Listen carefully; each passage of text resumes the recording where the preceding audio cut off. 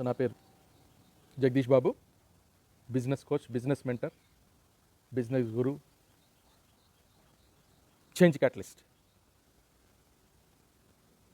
So ఈ సమాజంలో ఎంటర్‌ప్రెన్యూర్‌షిప్‌ని చాలా అద్భుతంగా తీసుకెళ్దామని కొన్ని డ్రీమ్స్ ఉన్నాయండి. సో ఎంతోమందికి మెంటరింగ్ చేయడం ద్వారా, ఎంతోమందికి ఒక ప్రిన్సిపల్ మేనేజ్మెంట్ కన్సల్టింగ్ చేయడం ద్వారా ఎంతోమంది entrepreneurs or business persons or aspiring entrepreneurs అంటే ఔత్సాహిక పారిశ్రామికవేత్తలు వీళ్ళందరిలో ఒక మంచి రిజల్ట్స్, వీళ్ళందరి ద్వారా ఒక మంచి రిజల్ట్స్ రాబడదాం అని మనం ఒక బ్రాండ్ అలయన్స్ అనే ఒక ఆర్గనైజేషన్ స్టార్ట్ చేయటం. సో బ్రాండ్ అలయన్స్ అనే ఆర్గనైజేషన్ ద్వారా బ్రాండ్ అలయన్స్ గ్లోబల్ అనే ఒక విభాగాన్ని సృష్టించి దాని ద్వారా మనం ఒక బిజినెస్ నెట్వర్కింగ్ ద్వారా ఎంతోమందికి ఉపయోగపడుతున్నాం. ఓకే, సో ఈరోజు నేను అసలు ఈ మెంటరింగ్ అంటే ఏంటి, ఒక ప్రిన్సిపల్ కన్సల్టింగ్లో వల్ల ఉపయోగాలు ఏం జరుగుతాయి అని చాలా తక్కువ టైంలో మీకు కొన్ని స్లైడ్స్ ద్వారా, కొన్నిటి ద్వారా నేను మీ ముందు చెప్పడానికి నేను వచ్చాను. సో ఇట్లా జనరల్గా ఏంటంటే మన దేశంలో ఏంటంటే మనం రకరకాల లోన్స్ తీసుకుంటూ ఉంటాం, బ్యాంకుల ద్వారా కానీ లేకపోతే ప్రైవేట్ వ్యక్తుల ద్వారా కానీ పార్ట్నర్స్ జాయిన్ అవుతూ ఉంటారు. సో ఇక్కడ ఏంటంటే మనకి లోన్ తీసుకుని మన బాధ మనమే పడుతూ ఉంటాం. అంటే అంతకుముందు ఒక వ్యక్తి చాలా ఫస్ట్ టైం ఎంటర్‌ప్రెన్యూర్‌గా ఉన్న వ్యక్తి, ఫస్ట్ జనరేషన్ ఎంటర్‌ప్రెన్యూర్ వ్యక్తి ఆల్రెడీ బిజినెస్ ఏం చేసి ఉండడు. సో ఒక థాట్ ఉంటుంది, నేను ఇలా చేద్దాం, వేరే వాళ్ళని చూసో లేకపోతే జాబ్లో ఉన్నప్పుడు ఇంకో చోట ఒక థాట్ ఉంటుంది, నేను కనుక బిజినెస్ చేసి ఇలా చేయగలనని అతను ఉద్దేశంతో ఒక ప్రాజెక్ట్ రిపోర్ట్ తయారు చేసుకుని బ్యాంకర్స్ని అతను అప్రోచ్ అయ్యి, అతను తద్వారా బ్యాంకర్ అనే కాదు ఎవరైనా ఇవ్వచ్చు, ఒక ఫ్రెండ్స్ ఇవ్వచ్చు, లేకపోతే ఫ్యామిలీలో ఇన్వెస్ట్ చేయొచ్చు, ఎవరైనా చేయొచ్చు. ఇతను ఐడియాని దృష్టిలో పెట్టుకుని దాన్ని వర్కౌట్ అవుతుందా లేదని ఊహించి, వర్కౌట్ అవుతుందేమో అని ఊహించి చాలామంది చేస్తారు. But most of the time ఇండియాలో మనం ఎక్కువ శాతం ఫెయిల్యూర్స్ ఎదురు చూస్తూ ఉంటాం. సో ఫారిన్ కంట్రీస్లో, ఎస్పెషల్లీ డెవలప్డ్ కంట్రీస్లో ఎంటర్‌ప్రెన్యూర్‌షిప్ బ్యాంకింగ్ కానీ, ప్రైవేట్ వాళ్ళు కానీ, వెంచర్ క్యాపిటలిస్టులు కానీ, ఎవరైతే ఫండ్ చేస్తున్నారో వాళ్ళు చాలా మంచి రిజల్ట్స్ వాళ్ళు తీసుకుంటున్నారు. సో రీజన్ ఏంటంటే అక్కడ లోన్ ఇచ్చిన తర్వాత అలా వదిలేసేసారు. సో ఏదైతే ఒక కన్సల్టెంట్ టీమ్ కానీ, ఒక మెంటరింగ్ టీమ్ కానీ అక్కడ వాళ్ళు ఆపరేషన్స్లో కూడా కూర్చుని, సో వాళ్ళు ట్రైన్ చేస్తారు, గైడ్ చేస్తారు. ఆల్మోస్ట్ వాళ్ళు కొన్ని రోజులు ఒక యాక్టివ్ సీఈఓ లాగా వాళ్ళు వర్క్ చేసి ఆ ఆర్గనైజేషన్ సెట్ చేసి, ఒక ఆర్గనైజేషన్ ఒక షేప్లోకి వచ్చిన తర్వాత ఆఫ్టర్ సర్టన్ టైము ఎవరైతే ప్రమోటర్ ఎవరైతే ఉన్నారో హిమ్సెల్ఫ్ అతనే సీఈఓగా ఉంటే అతనికే యాక్టివిటీస్ని ట్రై చేస్తారు. లేదంటే ఒక సీఈఓని వాళ్ళు ఒక ఎంప్లాయీగా చేసుకుంటే ఆ సీఈఓని ట్రైన్ చేసి అప్పుడు ఒక టర్న్ కీ బేసిస్ మీద ప్రాజెక్ట్ని అప్ చెప్తూ ఉంటారు. సో మనకేంటంటే మన ఇండియాలో ఇలా టర్న్ కీ బేసిస్ మీద ప్రాజెక్ట్ అప్ చెప్పడం చాలా తక్కువ ఉంటుంది. ప్రాజెక్ట్ ఎగ్జిక్యూషన్, ఒకవేళ ఎవరైనా కన్సల్టెంట్స్ కానీ ఎవరైనా ఉన్నా ప్రాజెక్ట్ని ఎగ్జిక్యూట్ చేసి, ఎరెక్ట్ చేసి, ఎస్టాబ్లిష్ చేసి, అన్నీ చేసి మేనేజ్మెంట్కి వాళ్ళకి హ్యాండ్ ఓవర్ చేస్తారు. ఇక్కడ చాలా ఇష్యూస్ వస్తూ ఉంటాయి. సో మన ఒక ఫిల్మ్ ఇండస్ట్రీ, హాలీవుడ్ ఫిల్మ్ ఇండస్ట్రీలో చూసుకుంటే కూడా అక్కడ ప్రొడక్షన్ డిజైనర్స్ అనేవాళ్ళు ఉంటారు. సో ప్రొడక్షన్ డిజైనర్స్ అనేవాళ్ళు ఏం చేస్తారు, సో ఒక మొత్తం కంప్లీట్ డిజైన్ చేస్తారు, ఒక రోడ్ మ్యాప్ చేస్తారు. ఒక ఆర్కిటెక్ట్ ఎలాగైతే ఒక బిల్డింగ్కి కన్స్ట్రక్ట్ చేస్తాడో, ఒక డైరెక్టర్ ఎలాగైతే ఒక డైరెక్టర్ ఫిల్మ్ చేస్తాడో, so every aspect of film making అక్కడ క్లియర్లీ ఫోటో, ఎక్కడ ఏమి ఐటమ్స్ పెట్టాలి, ఏ లొకేషన్లో పెట్టాలి, ఎంతమంది అక్కడ ఉంటారు, కాస్ట్ ఎంత అవుతుంది, ఎవ్రీథింగ్ డిజైన్ చేస్తారు. ఈవెన్ అతనికి ప్రొడక్షన్ డిజైనర్కే ఎక్కువ వాల్యూ ఉంటుంది ఈ డైరెక్టర్ కన్నా. అతను హయ్యెస్ట్ రెమ్యూనరేషన్ కూడా ప్రొడక్షన్ డిజైనర్కే ఉంటుంది. సో ఇదేంటంటే ఒక ఫిలిం, ఈవెన్ ఇప్పుడు మనం కాంటెంపరీ వరల్డ్లో మీరు రాజమౌళి గారిని మనం చూసుకుంటే, ఎస్ఎస్ రాజమౌళి, అతనికి కంప్లీట్ ఒక టీం ఉంది. సో మీరు చూసారు లేదు, జనరల్గా వేరే అదర్ ఫిలిం డైరెక్టర్స్ డైరెక్షన్ అని, మ్యూజిక్ అని, స్క్రీన్ ప్లే, డైలాగ్స్ ఇట్లా చాలా వేసుకుంటూ డైరెక్షన్ కూడా చేసి లేకపోతే ఇలా చేస్తారు. ఇతను కంప్లీట్గా అతను ఒక డైరెక్షన్ మీద అతను కాన్సన్ట్రేట్ చేస్తాడు. అతను ఒక మ్యూజిక్ అంటే ఒక మంచి మెంటరు, లేకపోతే కథ కంటే వాళ్ళ ఫాదర్ ఒక మంచి మెంటరు, అట్లా ఎవ్రీ ఆస్పెక్ట్లో ఆయన ఎవ్రీ ఫీల్డ్లో ఒక మంచి ఎక్స్పర్ట్ కన్సల్టెంట్స్ ఆర్ ఎక్స్పర్ట్ అసోసియేట్ని ఆయన అసోసియేట్ చేసుకోవటం వల్ల ఈరోజు ఒక మంచి సక్సెస్ అతను సాధించారు. సో బిజినెస్ ప్రాసెస్ ఎలా ఉంటుంది, సో బిజినెస్ ప్రాసెస్లో కస్టమర్స్ ఉంటారు, మార్కెట్ ఉంటుంది, product, technology, so people, HR, మనకి finance, regulations, environmental activities, so ఎన్నో విషయాల్ని మనం బిజినెస్ ప్రాసెస్లో మనం చూస్తాం. సో ఇక్కడ నేను మెంటర్ గురించి నేను చెప్దాం అనుకుంటే నేను చెప్తాను, సరైన మెంటర్ కనుక ఉంటే ఒక ఆర్గనైజేషన్లో 100 employees, even you pay highest శాలరీలు పే చేసే వాళ్ళైనా సరే ఉన్నా సరే, ఒక మంచి మెంటర్ యొక్క ఏదైతే చేయగలుగుతారో దాన్ని వాళ్ళు రీప్లేస్మెంట్ చేయలేరు. సో కంప్లీట్ సొల్యూషన్స్, జనరల్గా మంచి మెంటర్ అంటే ఏదో ఒక చిన్న ఎక్స్ప్లెయిన్ చేయడం కాదు, ఇంకోటి చేయడం కాదు, కంప్లీట్ సొల్యూషన్స్ ఇష్టం జరుగుతుంది. ఇక్కడ నేను లైట్గా మెన్షన్ నేను మళ్ళీ ఒకసారి టచ్ చేస్తాను, ఇంతకుముందు టచ్ చేసిన సబ్జెక్ట్సే.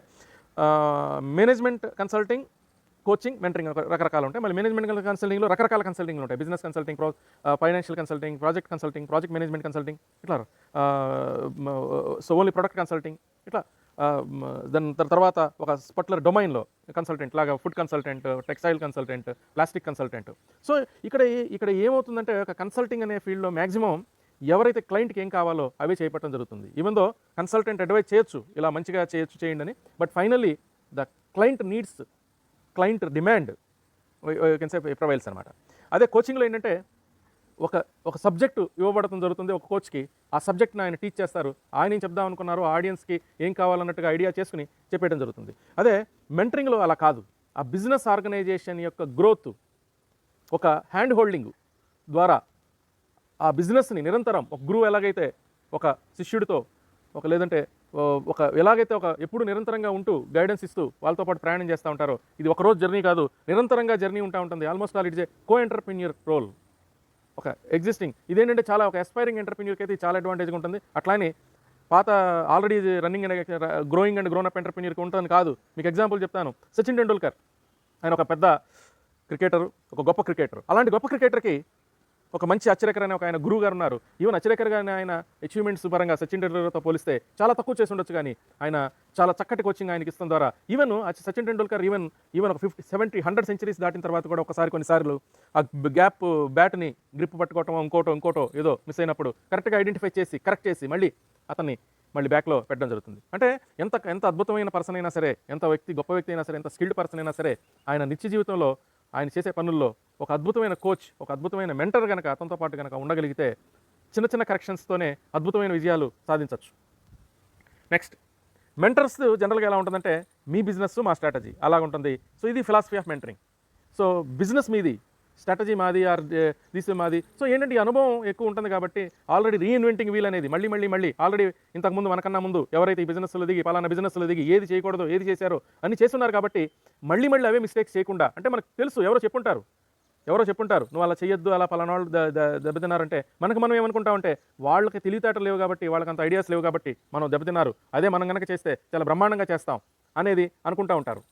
నెక్స్ట్, సో ఈ మెంటరింగ్ కనుక ఓవరాల్గా చేయటం వల్ల ఆర్గనైజేషన్ యొక్క అన్ని కూడా ఒక నీడ్స్ సింక్రనైజేషన్ అవుతూ ఉంటాయి. ఆర్గనైజేషన్ తర్వాత ఒక మొత్తం ఆర్గనైజేషన్కి ఏం కావాలి అనేది కూడా ఆటోమేటిక్గా ఈ ప్రాసెస్లో మొత్తం అలవాటు అవుతూ ఉంటుంది, మనకి అడ్జస్ట్ అవుతూ ఉంటుంది. సో ఇక్కడ మెంటరింగ్ అనే దానిలో ఎలా ఉంటుందంటే మళ్ళీ చెప్తాను, కన్సల్టింగ్లో రియల్ రిజల్ట్స్ రావా అంటే వస్తాయి.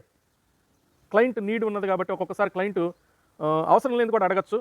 ఆ కన్సల్టెంట్ ఏంటంటే కొంతమంది వాల్యూ బేస్డ్ కన్సల్టెంట్స్ ఏంటంటే వద్దు సార్ మీకు ఇది రిజల్ట్స్ రాదు మేము చేయమని చెప్తారు.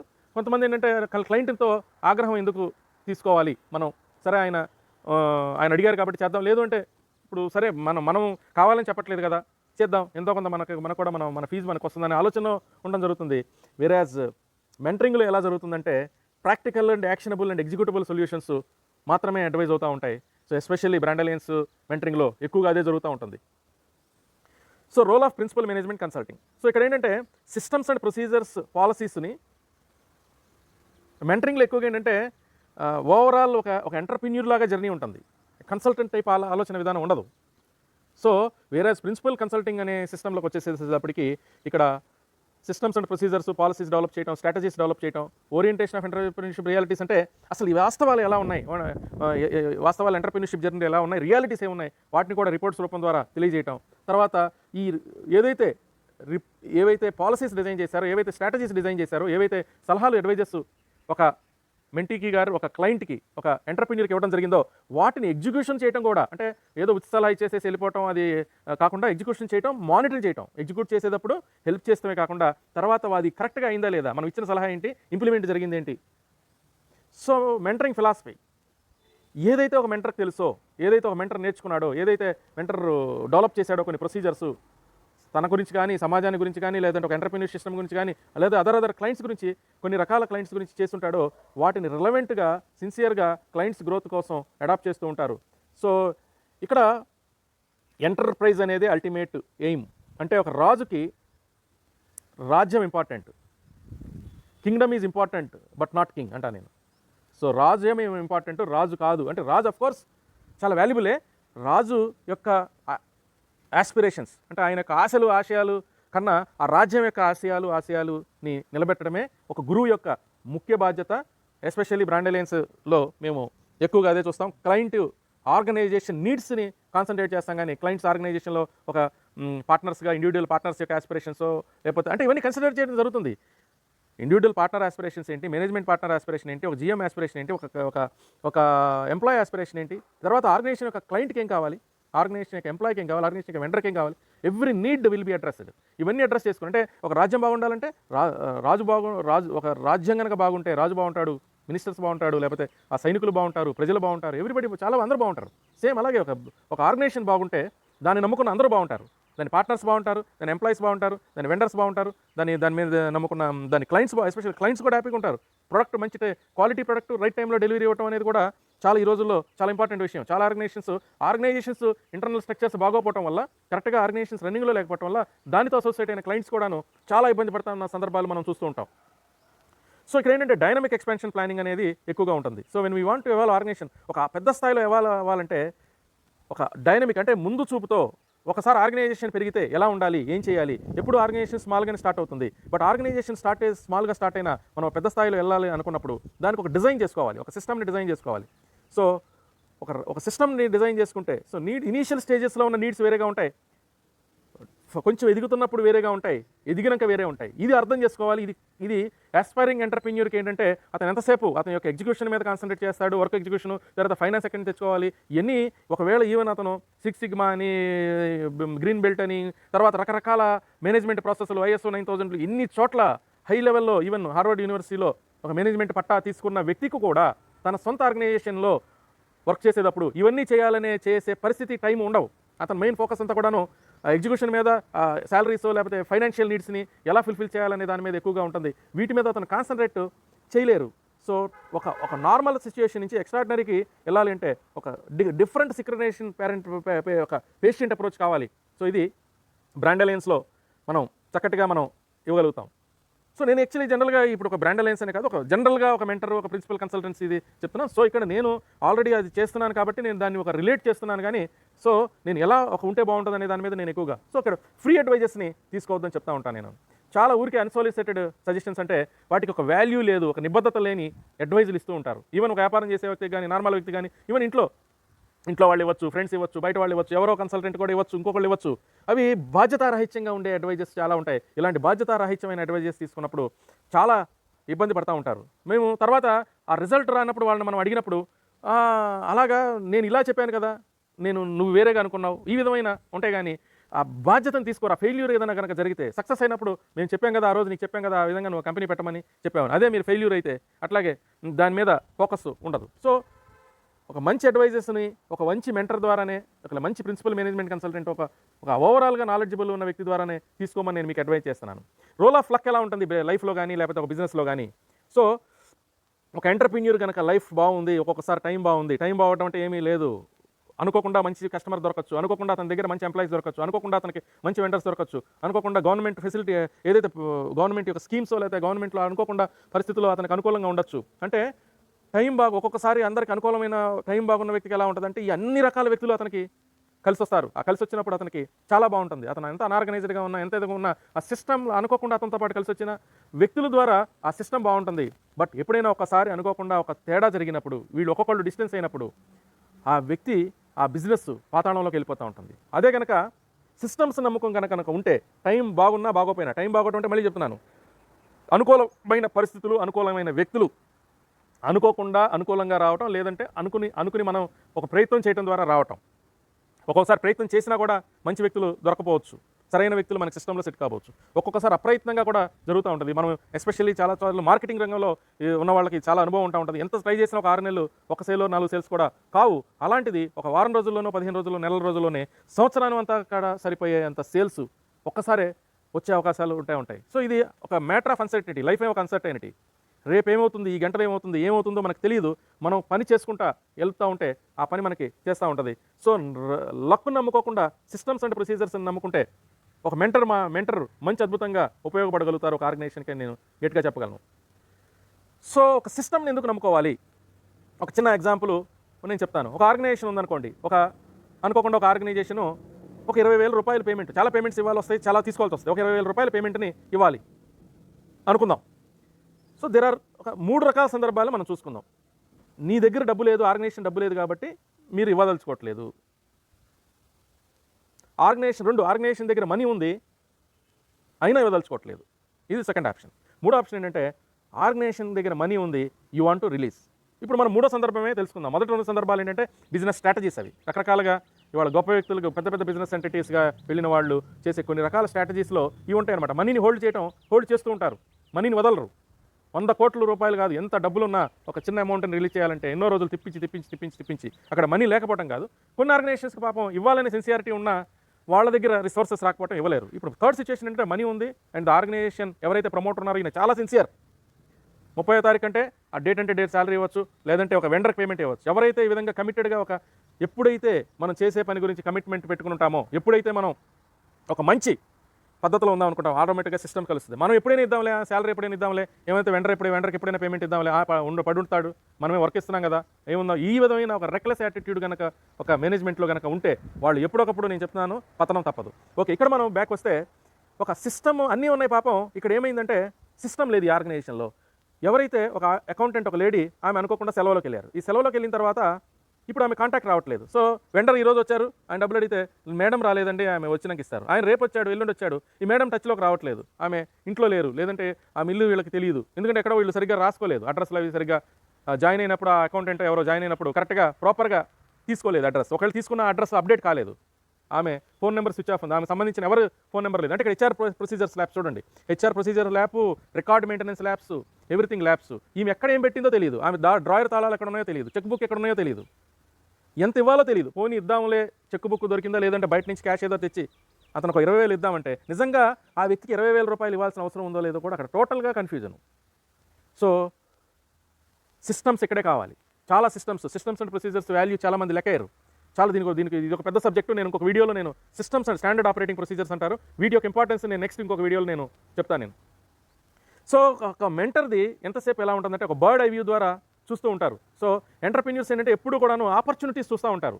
ఇలా అక్కడ బాగుంటుంది, ఇక్కడ బాగుంటుంది, ఇలా బాగుంటుంది, అలా బాగుంటుంది, వెళ్ళిపోదామా చూస్తూ ఉంటారు. వేరేజ్ మెంటర్ బర్డ్ ఐ వ్యూ ద్వారా ఎప్పుడైతే చూస్తాడో ఆబ్స్టికల్స్ కనపడతా ఉంటాయి, వీళ్ళకి ఆపర్చునిటీస్ కనపడతా ఉంటాయి, మెంటర్కి ఆబ్స్టికల్స్ కనపడతా ఉంటాయి. అంటే మధ్యలో ఏం అడ్డాలు రావచ్చు, ఈ దారిలో వెళ్తే అక్కడ సన్నగా అయిపోవచ్చేమో దారి, లేదంటే అక్కడ మెలికల దారి అయిపోవచ్చేమో, లేదంటే అక్కడికి వెళ్ళి అది ఒక గుంటలుగా ఉండి లోయలాగా ఉండి పడిపోవచ్చేమో, మళ్ళీ కొంత దూరం వెళ్ళి కొన్ని చోట్లేమో వెనకెళ్ళి డెడ్ ఎండ్ ఉండటం వల్ల వెనక రావచ్చు, మళ్ళీ ఇంకో దారిలోకి వెళ్ళాల్సి వస్తుంది. ఇంకొకసారి అయితే ఆ లోయలో పడి మరణం కూడా చెందొచ్చు ఒక వ్యక్తి. అలాగే ఒక ఎంటర్‌ప్రెన్యూర్ కూడా ఒక్కొక్కసారి ఏమవుతుందంటే దారి కరెక్ట్గా అర్థం కాకపోతే చాలా టైం వేస్ట్ అయిపోతుంది, చాలా డబ్బులు వేస్ట్ అయిపోతాయి, ఎంతో లాస్ అయిపోయే అవకాశాలు ఉంది. అదే ఒక మంచి మెంటర్ కనుక చేతిలో ఉంటే అతనితో పాటు కనుక ఉండగలిగితే, అతనితో పాటు ప్రయాణం చేయగలిగితే, అతను ఆ బర్డ్ ఐ వ్యూ ద్వారా చూసి ఏ దారి ఎలా ఉంది అనేది మ్యాక్సిమం అతను ఊహించి ఈ దారిలో వెళ్ళొద్దని ముందే చెప్పడం ద్వారా ఎంతో సమయం వృధా అవుతుంది, వృధా కాకుండా అవుతుంది.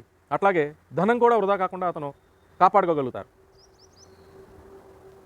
సో ఎందుకు మెంటర్ని అప్రోచ్ కావాలి? ఇక్కడ మెంటర్ని అప్రోచ్ అవ్వాల్సింది నేను ముందు నుంచి చెప్తాను, ప్రాఫిట్ సంపాదించడానికి కాదు, డబ్బులు ఎలా పోగొట్టుకోకుండా ఉండాలి, బిజినెస్ని ఎలా లాస్ కాకుండా ఉండాలి అనేదే ఫస్ట్. ఎందుకు చెప్తానంటే అసలు సక్సెస్ ఏంటి, బిజినెస్ ఏంటి, ఇంకోటి ఏంటి తెలియటం వల్లే ఆ వ్యక్తి బిజినెస్ స్టార్ట్ చేస్తాడు. ఈ మెంటరో లేకపోతే ఇంకో కన్సల్టెంటో ఇంకో ఎవరో పెట్టమని చెప్పారు లేదా చేయమని చెప్పారు కాబట్టి అతను చేయట్లేదు. అతనిలో ఒక జీల్ ఉంది, అతనిలో ఏదో నాలెడ్జ్ ఉంది, అతనిలో ఏదో ఒక కమిట్మెంట్ ఉంది, ఏదో చేయాలి తపన ఏదో ఉండబట్టే ఒక నార్మల్గా ఉన్న వ్యక్తి ఎంటర్‌ప్రెన్యూర్గా మారుతున్నాడంటే నేను మళ్ళీ చెప్తున్నాను, అతనిలో self esteem, self respect and even the positive ego ఒక మాదిరి పెరగటం వల్లే అతను మళ్ళీ అతను ఒక బిజినెస్ చేద్దాం అనుకుంటాడు. అదర్వైజ్ ఒక ఎంప్లాయీగా పోయే వ్యక్తి ఈ విధంగా అయ్యాడంటే. సో నేనేం చెప్తానంటే మెంటర్ చేసేది ఏంటంటే సక్సెస్ని మెంటర్ తీసుకురాడు, సూపర్ సక్సెస్ని తీసుకొస్తాడు. అలాగే ఫెయిల్యూర్ కాకుండా కాపాడతాడు మెంటర్. సో మెంటర్ రోల్ ఇక్కడ నేను ఇదే చెప్తున్నాను నేను. సో పైకి ఎదగటానికి ఏదైతే ఉన్నాయో అక్కడ మెంటర్ చూసుకుంటాడు. ఈ లెవెల్ ఏదైతే మనం ఒక లైన్ చూస్తున్నామో ఈ లైన్ జర్నీ మెంటర్ ఒక వ్యక్తితో అసోసియేట్ కాకముందు ఒక అయ్యే స్టేజ్ అనుకుంటే అక్కడ సక్సెస్ అవుతూ ఉంటాయి. ఒక ఎంటర్‌ప్రెన్యూర్ అతనికి సపోర్టింగ్లో మెంటర్ యొక్క యాక్టివిటీస్ ఉంటాయి సూపర్ సక్సెస్ చేయడానికి. అట్ ద సేమ్ టైము ఒక గట్టిగా ఒక భుజాన్ని ఇవ్వటం అంటారు కదా, భుజం ఇచ్చి నిలబెట్టాడు అంటారు కదా, ఆ విధంగా స్ట్రాటజీస్ని ఉన్న సిచ్యువేషన్ నుంచి ఆర్గనైజేషన్ డౌన్ కాకుండా చూసుకునే బాధ్యత కూడా. సో నేను ఇంతకుముందు ఒక బిజినెస్ డాక్టర్ అనే కాన్సెప్ట్ తీసుకొచ్చాను. సో ఎవ్రీ బిజినెస్ ఎంటిటీ దాని హెల్త్ చెక్ చేసుకోవాలి. ఒక ఇండివిడ్యువల్ ఎలాగైతే తను డయాగ్నోసిస్ చేసుకోలేరో, ఒక డాక్టరే తనకున్న ప్రాబ్లం కొంతమందిలో సిమ్టమ్స్ కనపడితే కొంతమంది కనపడదు. ప్రాబ్లం ఒకేసారి వస్తూ ఉంటుంది. అదే డయాగ్నోసిస్ కనుక ఒక మంచి డాక్టర్ కనుక అయితే అతను సిమ్టమ్స్ కనపడకపోయినా ప్రాబ్లమ్ని డయాగ్నోస్ చేసి దానికి సరైన రెమెడీస్ని చూపించగలుగుతారు. అట్లాగే మెంటర్ కూడాను ఒక చక్కటి సొల్యూషన్స్ని ఆర్గనైజేషన్ యొక్క నీడ్స్కి ఇచ్చి, అంటే ఆర్గనైజేషన్ ఒక్కొక్కసారి నేను చాలామందిని అడుగుతూ ఉంటాను, మీలో ఏదో కొంచెం చిన్న మీ ఆర్గనైజేషన్లో కొన్ని ఇష్యూస్ ఉన్నాయండి, ఏదైనా మనం డైరెక్ట్గా చెప్పబోతే, సార్ మాకు అన్నీ తెలుసు సార్, మేము అన్నీ చిన్నప్పటి నుంచి చూసాం సార్, బిజినెస్లో చాలా రోజుల నుంచి ఉన్నాం. కొంతమంది అంటారు, మీకు ఆర్గనైజేషన్ గ్రోత్ మీకు చాలా బాగుంటుంది, మేము కొంచెం సర్వీస్ చేయగలిగితే మనం ఎప్పుడైనా మనం సజెస్ట్ చేస్తే, సార్ నేను ఆల్రెడీ 2 లక్షల రూపాయలు సంపాదిస్తున్నాను sir per month, so I'm happy sir, నేను సక్సెస్ఫుల్ సార్ అంటారు. నేను ఐడెంటిఫై చేసినప్పుడు ఏమవుతుందంటే, యాక్చువల్లీ అతనుకున్న బిజినెస్ అవకాశాలు కానీ, అతనుకున్న ఇన్ఫ్రాస్ట్రక్చర్తో, అతనుకున్న టాలెంట్తో, అతనుకున్న దీంతో ఆల్మోస్ట్ అతను నెలకి 10 లక్షల రూపాయలు కూడా సంపాదించవచ్చు. సో అంటే అతను ఒక 2 లక్షల రూపాయల వరకే అతని యొక్క నాలెడ్జ్ ఉపయోగపడుతుంది. సో నెక్స్ట్ లెవెల్ నాలెడ్జ్కి సరైన ఎక్స్పర్ట్ అతనితో పాటు లేకపోవడం వల్ల అతను అనుకుంటున్నాడు, అతను నాకు తెలిసిందే చాలా ఎక్కువ అనుకుంటాం అనే ఒక భావనలో ఉండటం వల్ల. అట్లాగే మనకి చెప్తాను, జనరల్గా ఏదైనా ఈవెన్ డయాబెటిక్ ఇంకొకటి మనం లేదనుకుంటాం, మనకు పాజిటివ్లో ఉంటాం. బట్ డయాగ్నోస్ చేసిన వ్యక్తికి, మనం అబ్జర్వ్ చేసే వ్యక్తికి మనకి ఏం ప్రాబ్లం ఉంది అని అర్థమవుతూ ఉంటుంది. ఇప్పుడు సో ఒక మెంటరింగ్ ఫర్మ్ని ఆర్గనైజేషన్ ఎందుకు హైర్ చేసుకోవాలి? సో ఇక్కడ ఆర్గనైజేషన్స్ లూజింగ్ అనేది ఒక మెంటరింగ్ ఫర్మ్ ఏం చేయగలుగుతుంది, ఒక మెంటర్ ఏం చేయగలుగుతారు అని అర్థం చేసుకోకపోతే నాలెడ్జ్ లేకపోవటం వల్లే. సో ఇక్కడ చాలామంది ఏమనుకుంటారంటే, ఒక మెంటర్ని హైర్ చేస్తే చాలా డబ్బులు ఇచ్చేసేయాలేమో, చాలా మనీ పే చేసేయాలేమో. 100% నేను చెప్తాను, మెంటరింగ్ ఆర్గనైజేషన్కి ఇప్పుడు మీరు కన్సల్టింగ్ అనుకోండి, స్టాట్యూటరీగా ఉంటాయి. ఇప్పుడు ఇన్కమ్ ట్యాక్స్ ఫైల్ చేయాలి, లేకపోతే ఒక ఆడిటింగ్ సబ్మిట్ చేయాలి, లేకపోతే ఇంకొక కంపెనీ రిజిస్టర్ చేయాలి, లేదంటే జిఎస్టీ రిజిస్ట్రేషన్ చేయాలి, లేదా ఇంకొక లైసెన్స్ తీసుకోవాలి, ఇంకొక రిపోర్ట్ తయారు చేయాలి. ఇవన్నీ ఏంటంటే కంపల్సరీగా ఆర్గనైజేషన్ రన్, దాంతో అక్కడ మీకు ప్రొడక్టివిటీ ఇంకా ఉన్నా లేకపోయినా మనం ఆ డబ్బులు పే చేయాల్సి వస్తుంది. వేరే జనరల్గా ఏమవుతుందంటే, మెంటరింగ్ ఇంకోటి అంటే సలహానే కదా, ఉచిత సలహానే కదా, దీనికి డబ్బులు ఇవ్వాలా, లేకపోతే డబ్బులు ఎందుకు ఖర్చు పెట్టాలి, ఇదేం అవసరం లేదు కదా, ఇప్పుడు గవర్నమెంట్ మనమేమి రిపోర్ట్ తయారు చేసుకోమలేదు కదా, మనమేమి ఇవన్నీ అడగలేదు కదా, ఇవన్నీ మనం ఎందుకు ఇవ్వాలి? నేను చెప్తాను, వాళ్ళు 100% మెంటరింగ్ ఫర్మ్కి ఇచ్చే మనీ అంతా కూడాను ఏదైతే సేవ్ చేయబడుతుందో దాని నుంచి ఇవ్వగలుగుతుంది, ఏదైతే లాస్ ఆపబడుతుందో దాని నుంచి ఇవ్వబడుతుంది. ఏదైతే పాలసీ వల్ల, స్ట్రాటజీస్ వల్ల అనుకోకుండా ఎన్హాన్స్మెంట్, ఒక్కొక్కసారి 25%, ఒక్కొక్కసారి 50%, ఈవెన్ 100 to 200% కూడా గ్రోత్ బిజినెస్లో ఒక మెంటరింగ్ చేయడం ద్వారా సాధ్యమవుతుంది. సో మెంటరింగ్ ఆర్గనైజేషన్కి ఇచ్చే ఫీజు అంతా కూడాను ఆ ఎక్స్ట్రా రెవెన్యూ నుంచి మాత్రమే ఒక ఆర్గనైజేషన్ పే చేస్తుంది, కానీ ఆర్గనైజేషన్ యొక్క రియల్ బడ్జెట్స్లో నుంచి కాదు. ఏదైనా ఇనీషియల్గా ఏదైనా స్మాల్ ఎక్స్పెండిచర్స్ చిన్న ఎక్స్పెండిచర్స్ ఏమైనా బేర్ చేస్తుందేమో, కానీ వన్స్ ద జర్నీ స్టార్ట్స్, వాళ్ళకి వచ్చే ప్రొడక్టివిటీ నుంచి, వాళ్ళకి వచ్చే ఎక్స్ట్రా ఎర్నింగ్ నుంచే ఈ మెంటర్ అనే వ్యక్తి వీళ్ళతో జర్నీ స్టార్ట్ చేయడం ద్వారా వచ్చే బెనిఫిట్ నుంచి వాళ్ళు ఇవ్వడం జరుగుతుంది. సో ఎన్లైటెడ్ బిజినెస్ ఓనర్స్, ఇది ఎలా ఉంటుందంటే, రకరకాలు నాలెడ్జిబుల్ బిజినెస్ ఓనర్స్ ఉంటారు, బాగా హైలీ రెస్పెక్ట్ ఇచ్చే బిజినెస్ ఓనర్స్ ఉంటారు. కొంతమందికి నాలెడ్జ్ ఉండదు, వాళ్ళకి అర్థమవుతుంది ఎవరైనా ఒక మెంటర్ ఉంటే బాగుంటుందని.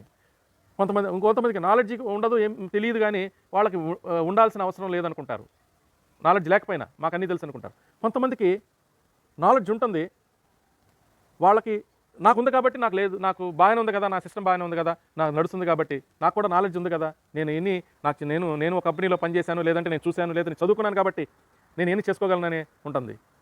కొంతమంది చాలా హై నాలెడ్జ్ ఉంటుంది, వాళ్ళకి ఆల్రెడీ చాలా ఎక్స్పర్టైజ్ ఉంటుంది, వాళ్ళు ఈవెన్ ఆ ప్రిన్సిపల్ కన్సల్టెంట్స్ కన్నా చాలా హైలీ నాలెడ్జబుల్ పర్సన్స్గా ఉంటారు. వాళ్ళకి ప్రొసీజర్స్ అన్నీ తెలుసు, వాళ్ళకి సిస్టమ్స్ అన్నీ తెలుసు, వాళ్ళకి అడ్వాంటేజ్ తెలుసు, ఒక వ్యక్తి సపోర్ట్ చేస్తే ఉండే అడ్వాంటేజ్ తెలుసు.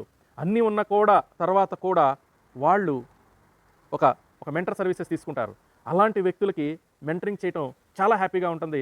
వాళ్ళ అలాంటి ఆర్గనైజేషన్లో చాలా ఎక్కువ రిజల్ట్స్ తీసుకుంటానికి అవకాశం ఉంటుంది. ఎందుకంటే వాళ్ళు ఏది చెప్పినా ఇంప్లిమెంట్ చేస్తారు, వాళ్ళు ఏది చెప్పినా రెస్పెక్ట్ ఇస్తారు. తర్వాత వాళ్ళు ఒక మెంటర్ పెట్టిన ఎఫర్ట్ని అసెస్మెంట్ చేయగలుగుతారు. అసెస్మెంట్ చేసి ఆ మెంటర్కి ఏదైనా ఒక రెమ్యూనరేషన్ ఇవ్వాలి, ఇంకేదైనా చేయాలి అంటే దాన్ని చక్కగా ఎగ్జిక్యూట్ చేయగలుగుతారు. అంటే ఇందాక నేను చెప్పినట్టు ఒక సచిన్ టెండూల్కర్, ఒక విరాట్ కోహ్లీ, లేకపోతే ఇంకొక స్థాయి వ్యక్తులు, ఒక ధోని, లేకపోతే ఒక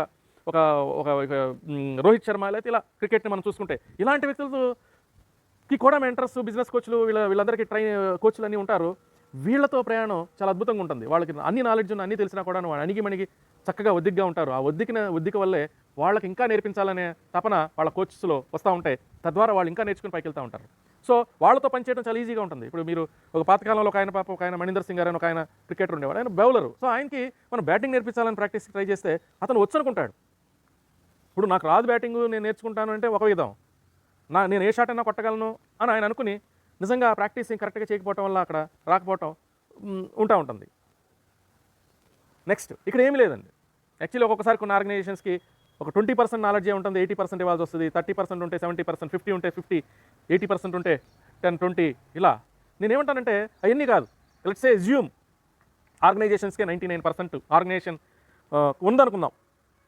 ఒక 1% ఎట్లాగైతే ఒక వాటర్ 99 సెంటిగ్రేడ్ దగ్గర నుంచి ఒక 1 డిగ్రీ సెంటిగ్రేడ్ యాడ్ అవటం వల్ల అది ఎలాగైతే వేపర్గా మారుతుందో, ఆవిరిగా మారుతుందో, అది పడకపోతే ఆ 1 డిగ్రీ పడకపోతే వేపర్గా మారదు, వేపర్ రాదు.